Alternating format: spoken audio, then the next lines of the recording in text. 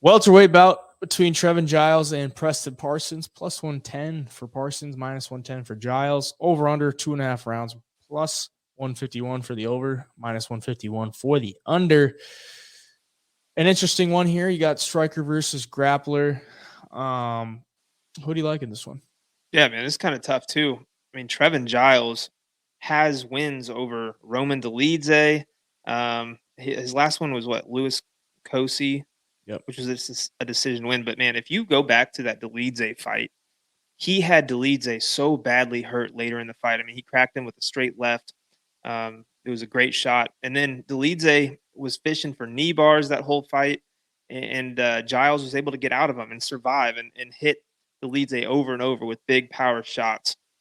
I think Dolidze has gotten a lot better since then, but at the time, man, Giles looked pretty decent and pretty tough in that fight too, and showed some good skill on the ground. Obviously, lost to Dricus du Plessis and then TKO to Michael Morales, which are two, du Plessis knocking people out left and right now, or at least showing that he's got a lot of power. And of course, Michael Morales, a big prospect. But Preston Parsons doesn't have any KO wins, so I don't think Giles is necessarily going to have to worry about that big power shot coming at him. Parsons is, kind of a dog on the feet. Like, he'll throw and exchange with you, but he's going to want to get it to the ground. I mean, he's got 9 submission wins.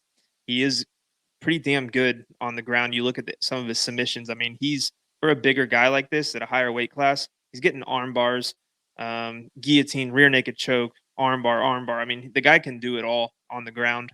And that's exactly where he's going to want this fight. I worry that Trevin Giles is so experienced and durable on the ground that Parsons will get a little tired as this thing goes on, trying to find submissions, and Giles can just land that one big shot.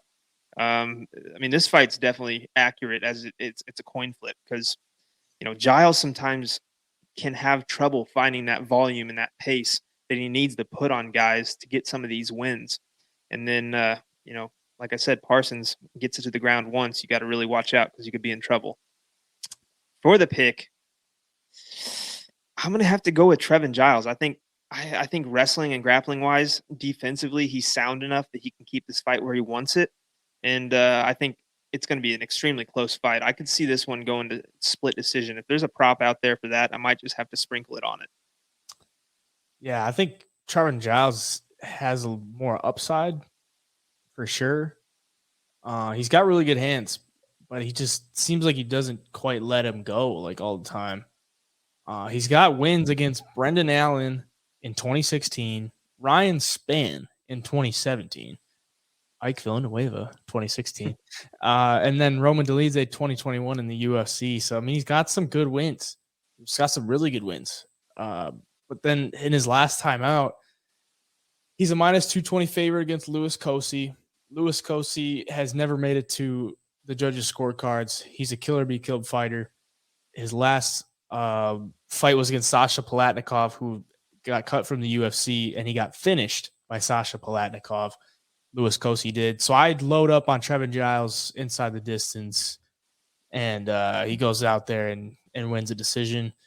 So I was pretty upset about that, and that kind of scars me from betting on Trevin Giles ever again, because you're fighting a guy who's never been to decision and has shown he can get finished by a guy who doesn't even belong in the UFC. So that scars me on Trevin Giles, but I do think he should win this fight. I think he has, like I said, the higher upside. He is from San Antonio as well. He's born in San Antonio. But Preston Parsons, if he can get the takedowns, he showed in his last fight, he's got some pretty good top pressure. He's got some pretty good submissions from the top as well. He was hunting that arm triangle for a long time. Didn't get it done, but he's got, 9 submissions on his record. That's obviously where he thrives. I would expect him to come out and really want to get it there. Can he keep it there, though, is the question, because he's only had 2 fights in the UFC. One of them that he won was against Evan Elder, 155er, and took that fight on short notice. Trevin Giles moved down from middleweight, so he's going to be the bigger guy against Parsons.